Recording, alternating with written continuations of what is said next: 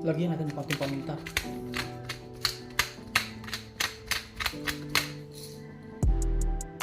And then syempre yung ating Worcestershire sauce.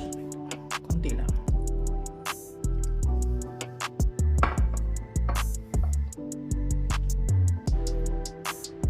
And then yung ating annatto oil. Yan.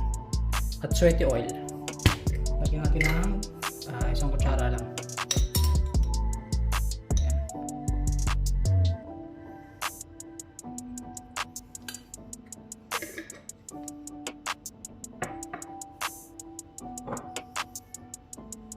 Lagyan din natin ng oyster sauce.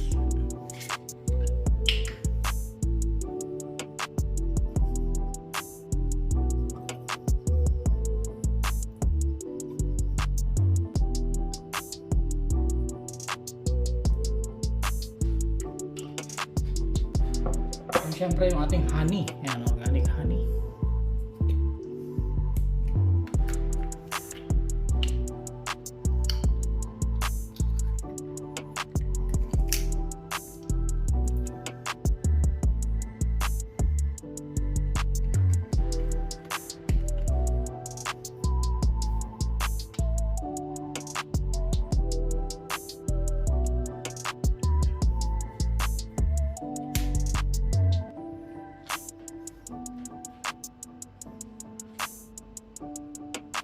Saka natin haluin.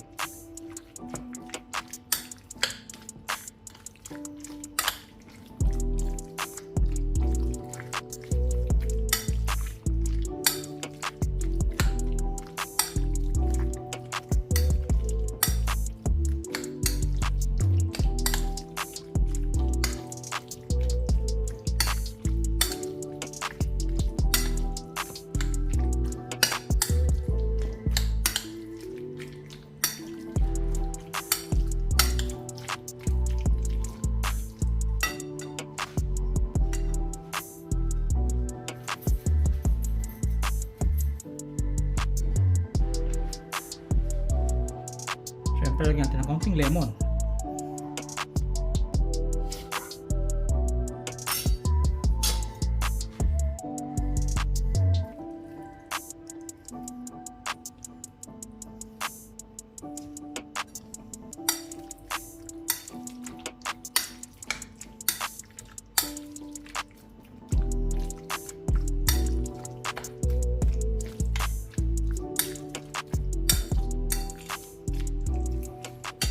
Ayan, ready na stir fry. Handa na natin yung ating wok. Ayan, na-prepare na natin yung ating gagamitin sa pag stir fry ng ating beef broccoli. So ito yung ating bawang, sibuyas, mayroon din tayo ditong paprika. And then yung ating star anise, ito. Small amount lang. Kasi masyadong maamoy yan eh. Malasang masyado.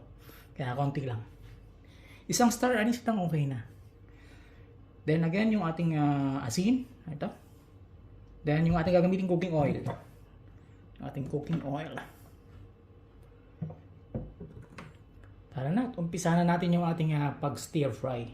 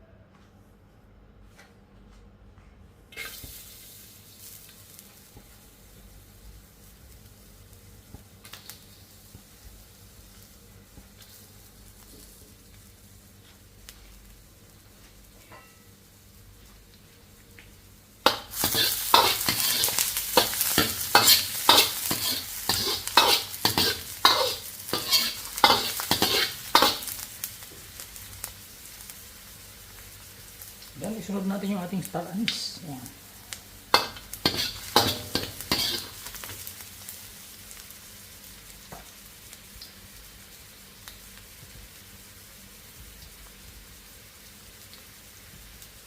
Then yung ating sibuyas.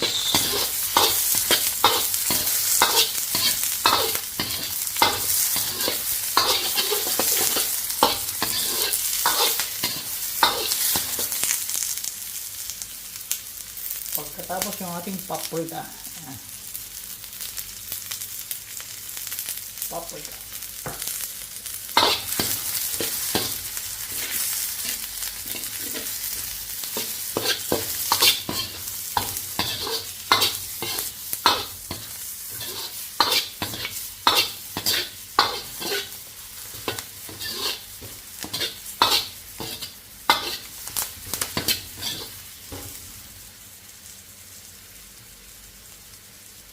Saka nga ilagay yung ating beef kanina. Ito.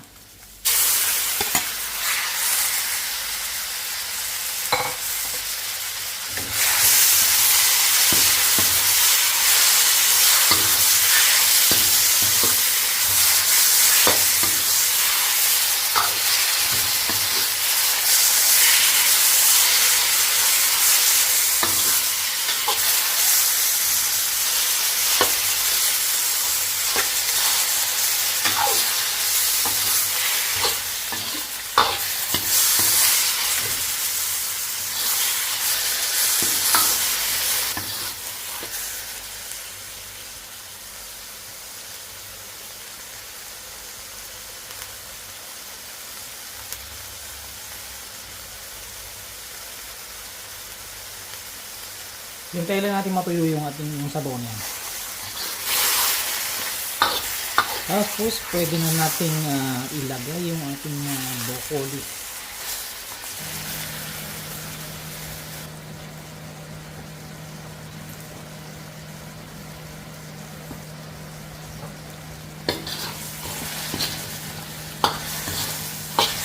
Ayan, medyo malapot na. So, pwede na natin ilagay yung ating broccoli.